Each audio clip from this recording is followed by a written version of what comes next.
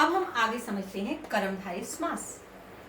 अब इन दोनों समासों को बड़े ध्यान से समझना है। ये दोनों समास अगर समझ में आ जाते हैं तो आपको समास के अंदर जो अंतर है वो भी समझ में आ जाएगा, क्योंकि ये दोनों समास के जो नियम हैं वो सेम है।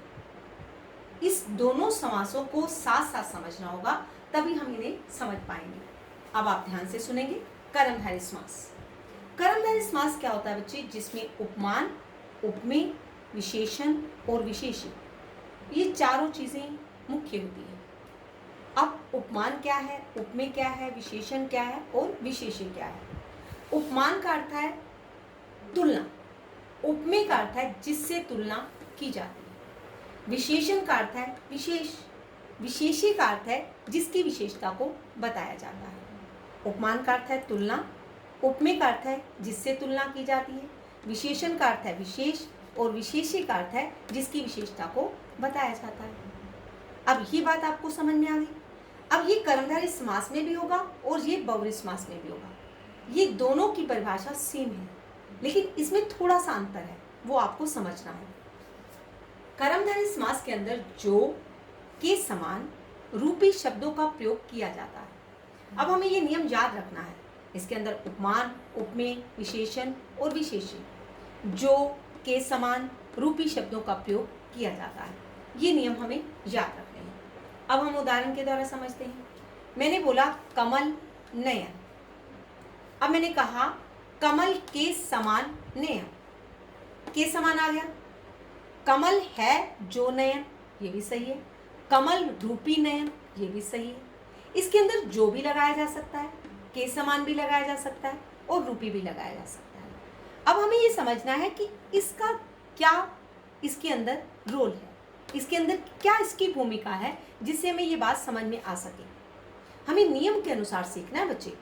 अब मैंने कहा कमल के समान नयन, यहाँ पर कमल जो है क्या है? उपमान, और नयन क्या है? उपमेय। नयन की तुलना किसके साथ की जा रही है? कमल के साथ, अर्थात जिसकी तुलना की गई है वो नयन है। नयन की तुलना कमल के साथ की जा रही है। ये उपमेय हुआ और ये उपमान हुआ। अब आपने कोई भी शब्द आपका आता है तो आपने क्या देखना है बच्चे? इसके अंदर जो, के समान और रूपी शब्दों का प्रयोग होगा, और इसके अंदर उपमान, उपमेय, विशेषण और विशेष्य, इन शब्दों को आपको देखना होगा। अब आप एक बात और समझो। अगर आप मैं इसका एक पेयर बना देती हूँ, विशेषण और विशेष्य का, उपमान और उपमेय का। अब विशेषता क्या है बच्चे? कि इसके अंदर मुख्य चीज क्या है? अब विशेष चीज क्या है? नयन है, और नयन की विशेषता किसके साथ की गई है? कमल के साथ की गई है। अब इसके अंदर नयन जो है कमल के समान है। अब या तो मैं ये देखूं कि विशेषण और विशेष्य क्या है, या मैं देखूं उपमान और उपमेय क्या है। मैंने इनको पेयर बना दिया, दो को इकट्ठा कर दिया और दो को इकट्ठा कर दिया। उपमान और उपमेय देख लूं तब भी मुझे कर्मधारय समास समझ में आ जाएगा, विशेषण और विशेष्य देख लूं तब भी मुझे कर्मधारय समास समझ में आ जाएगा। तो आपने इन दोनों को पेयर बना लेना है और दोनों में से एक बात देख लेनी है जिससे आपको कर्मधारय समास समझ में आ जाएगा। यहाँ तक मेरी बात समझ में आ गई? अब हम इसको समझते हैं ताकि ये बात आपको साथ में समझ में आ सके। बहुव्रीहि समास में ये चारों चीजें ही होती हैं, उपमान, उपमेय, विशेषण और विशेष्य। इसके अंदर जो लगता है के समान रूपी शब्दों का प्रयोग होता था। इसके अंदर कौन सा होता है? जिसका, वाला, जो के साथ अर्थात लगना। यहाँ जो के साथ अर्थात नहीं लगा हुआ है, ध्यान से समझना बच्चे। यहाँ जो के साथ अर्थात नहीं है, यहाँ जो के साथ अर्थात लगाना है।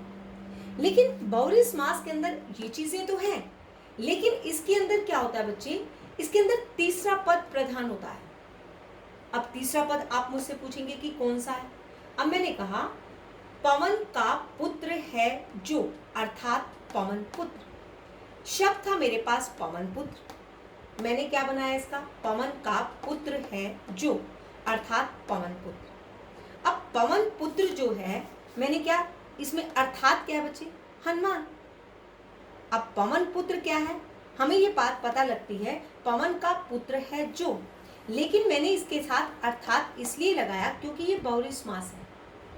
अब मैं कहती हूँ पीतांबर, पीला है वस्त्र जिसका। अब जिसके के साथ अर्थात लगाने की जरूरत नहीं है, वाला के साथ अर्थात लगाने की जरूरत नहीं है। लेकिन जो के साथ आपको अर्थात लगाना है।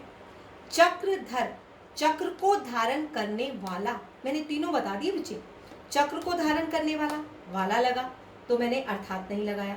मैंने कहा पीला है वस्त्र जिसका, मैंने अर्थात नहीं लगाया। पवन का पुत्र है जो, अर्थात जहां पर जो लगता है, जो कर्मधारय समास की पहचान है। लेकिन अगर मैं जो के साथ अर्थात लगा देती हूं तो वो क्या बन जाता है, बहुव्रीहि समास। अब आप में एक ही अंतर है बच्चे, इसके अंदर जिसका लगता है, वाला लगता है और जो के साथ अर्थात लगता है, लेकिन पहचान यही है, उपमान, उपमेय, विशेषण और विशेष्य। लेकिन इसके अंदर उपमान और उपमेय के साथ तीसरा पद प्रधान माना जाता है। तीसरा कौन सा, मैंने कहा श्वेतांबर, श्वेत है अंबर जिसका। अब मुझे ये पहचानना होगा कि सफेद वस्त्र कौन पहनता है, माँ सरस्वती। अब ये सरस्वती इसके अंदर लिखा हुआ नहीं है, मैंने उस चीज से पहचान की कि ये कौन है, अर्थात देवताओं के जितने नाम होते हैं वो बहुव्रीहि समास के अंतर्गत आते हैं। ये बात आपको याद रखनी है। बहुव्रीहि समास और कर्मधारय समास को ध्यान से समझना है। एक बार फिर समझा देती हूँ। कर्मधारय समास में उपमान, उपमेय, विशेषण और विशेष्य होता है। इसके अंदर जो, के समान और रूपी शब्दों का प्रयोग किया जाता है। अब इसके अंदर जैसे मैंने बोला कमल नयन, कमल के समान नयन, अगर कमल रूपी नयन, कमल है जो नयन, इसके अंदर तीनों शब्द लगाए जा सकते हैं। कमल क्या है, उपमान, नयन क्या है, उपमेय। नयन की तुलना किसके साथ की गई है, कमल के साथ। अब जिसकी तुलना जिसके साथ की जाती है तो मैंने एक पेड़ को उठाया और कर्मधारय समास बना दिया। अब मैं कहती हूँ बहुव्रीहि समास क्या है, बहुव्रीहि समास में ये चारों चीजें हैं। मैंने एक पेड़ को तो उठाया, लेकिन मैं ये देखा कि उसकी विशेषता क्या बताई जा रही है। पवन का पुत्र है जो, अर्थात क्या हुआ, पवन पुत्र, हनुमान कहते हैं ना इसको। पवन का पुत्र है जो, मैंने पवन का पुत्र सोचा कि कौन है और उसकी विशेषता को बताया, वो कौन है, हनुमान जी, अर्थात पवन पुत्र। पीला है वस्त्र जिसका, अब पीला वस्त्र कौन पहनते हैं, कृष्ण भगवान। अगर मैं कहती हूँ पीला है जो वस्त्र, अर्थात मैं कृष्ण लिखती हूँ, मैंने जिसका लगा दिया तो मुझे अर्थात लिखने की जरूरत नहीं है। अगर मैं लिखती हूँ पीला है जो वस्त्र, अर्थात कृष्ण। श्वेतांबर, श्वेत है वस्त्र जिसका, मैंने जिसका लगाया तो मैंने अर्थात नहीं, श्वेत है जो वस्त्र, अर्थात सरस्वती। जो लगाते हैं तो अर्थात लगाया जाता है, जो नहीं लगाते तो जिसका लगाते हैं तो अर्थात नहीं लगाते हैं। अब आपको ये बात अच्छी तरह से समझ में आ गई होगी। कहीं से कोई बात समझ में ना आई हो तो आप मुझसे पूछ सकते हैं। Thank you very much.